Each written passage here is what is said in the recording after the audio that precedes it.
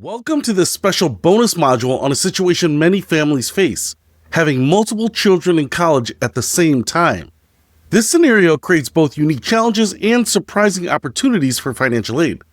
Let me start with some good news. Having multiple students at college simultaneously can significantly increase your aid eligibility.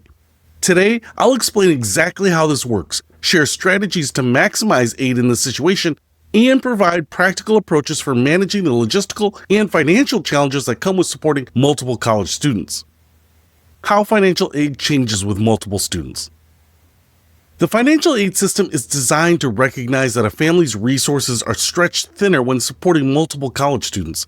Here's how this impacts your financial aid eligibility.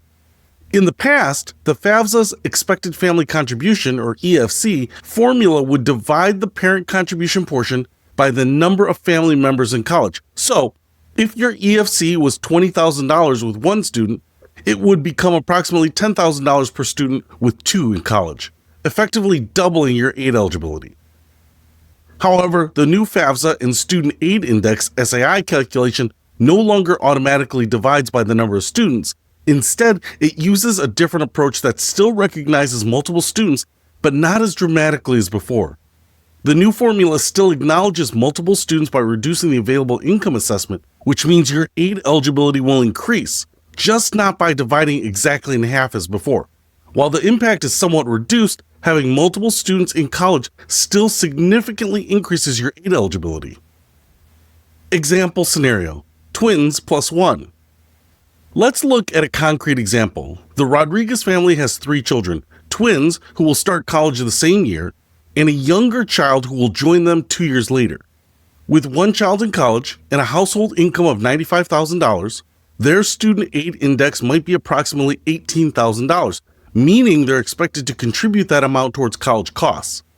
When their twins both enter college, their SAI per student would be closer to $11,000 each, not exactly half, but a substantial reduction. This could mean thousands more in aid eligibility per child. When their third child enters college, making 3 simultaneous college students, their per student SAI could drop to around $8,000 each. For the Rodriguez family, this change in SAI could mean the difference between qualifying for substantial need-based aid or not qualifying at all. At a college with a $60,000 cost of attendance, each twin might qualify for up to $49,000 in need-based aid rather than $42,000 with just one student in college. Example scenario: children 2 years apart. Now let's look at another common scenario, having children who are 2 years apart in age. This creates a natural 2-year overlap in college, which can significantly impact your financial aid eligibility. Consider the Miller family. They have 2 children, Emma, who is a high school senior, and Noah, who is a high school sophomore. Their household income is $120,000, and they have modest savings. With just one child in college, their student aid index would be approximately $22,000, making them eligible for limited need-based aid at most institutions. But let's look at what happens during years 3 and 4 of Emma's college career, when Noah also enters college. Year 1, Emma only. The SAI is $22,000. Aid eligibility at a $65,000 a year private college is $43,000. The aid package is $15,000 grant, $5,500 student loan, and $22,500 in a gap parent contribution. In year 2, again, it's Emma only in college, similar to year 1 with slight adjustments for tuition increases. But in year 3, Emma and Noah are going to both be in college. The per student SAI is approximately $14,000 each. Emma's aid eligibility increases to $51,000, and the new aid package is a $23,000 grant, $5,500 student loans, and $14,500 in a gap parent contribution. And Noah qualifies for similar aid at his institution. In year 4, Emma and Noah both are in college, and it's similar to year 3 with adjustments for tuition increases. And then in year 5, only Noah is in college, so it returns to the higher SAI similar to years 1 and 2. In this example, the Millers see Emma's grant aid increase by $8,000 per year during the overlap period. That's $16,000 in additional free money just for having 2 students in college simultaneously. Noah also benefits from the lower per student SAI during his first 2 years.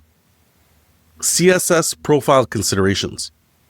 For families applying to schools that require the CSS profile, the impact of multiple students can be even more significant. Many profile schools still use the traditional approach of dividing the parent contribution by the number of students in college. This means at selective private colleges using the profile, having multiple students could literally cut your expected contribution in half per student. This is especially important for middle and upper middle income families who might not qualify for much aid with only one student, but could see substantial aid with multiples. Strategic planning for multiple students. Now, let's talk strategy. Here are some approaches to maximize aid and manage costs with multiple college students. First, align college timelines when possible. For families with children close in age, consider whether aligning their college timelines might make financial sense. This could mean having a student take a gap year to overlap with the sibling, or accelerating a younger student through high school to create overlap, or considering a 3-year degree program for an older student to extend the overlap. For example, if you have children who are 3 years apart, having the older one take a gap year and the younger one start college immediately after high school would create a 2-year overlap instead of just 1 year.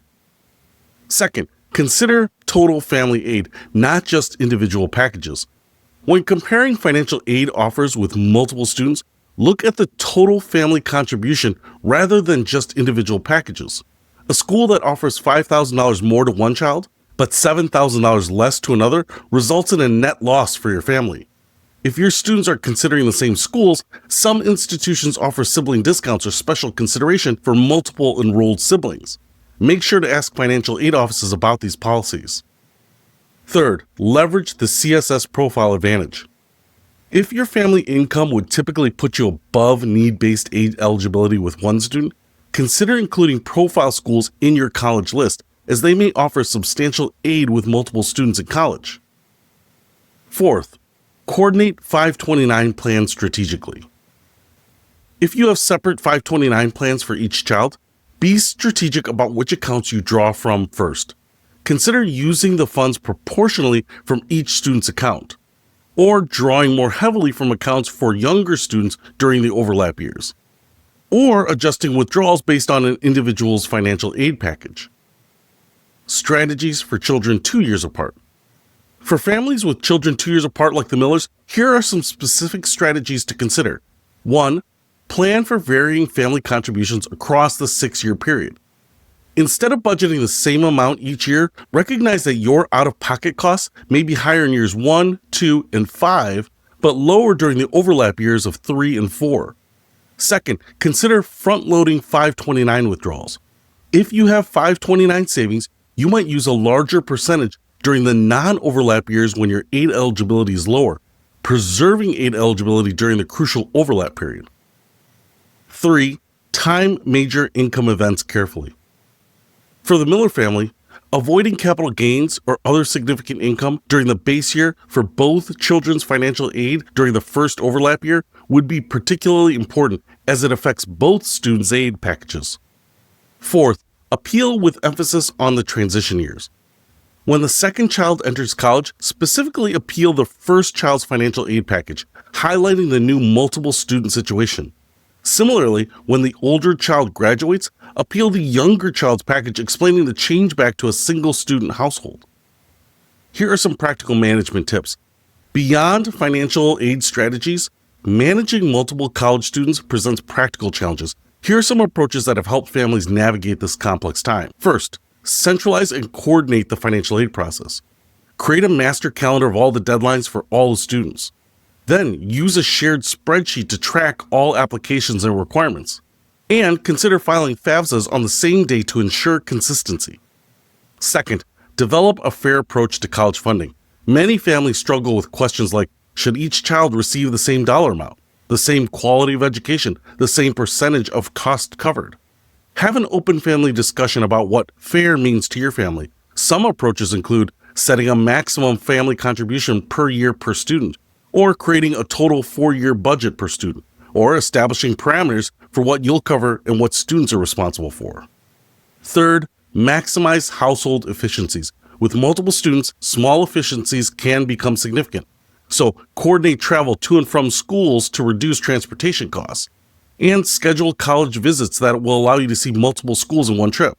Also, share textbooks for common courses and bulk purchase dorm supplies. So here's a case study, the Washington family. Let me share a real example of how one family navigated this challenge successfully. The Washingtons had 3 children in college over a 4-year period, with 2 overlapping completely and the third overlapping by 2 years. Their approach: they had a frank discussions about college costs before applications began. Each child was given the same budget for their 4 years. They prioritized schools with strong need-based aid policies. They appealed financial aid offers, specifically highlighting the multiple student situation, and they coordinated Parent Plus loan applications to manage cash flow. The result? Despite having 3 children in selective private colleges, their out-of-pocket cost was actually less per year during the overlap years than when they had just 1 child in college. Conclusion: having multiple children in college simultaneously represents real challenges, but it also creates unique opportunities for financial aid eligibility.